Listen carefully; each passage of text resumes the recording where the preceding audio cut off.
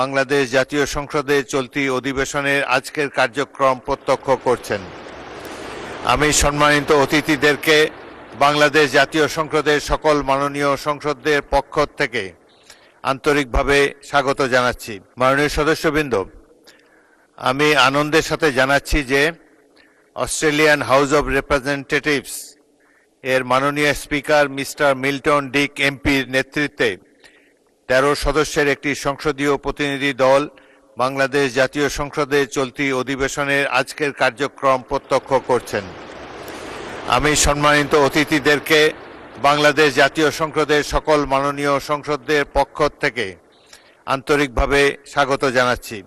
Honorable members of Parliament, it is a great pleasure for me to inform the Parliament that a 13-member Australian delegation headed by His Excellency Mr.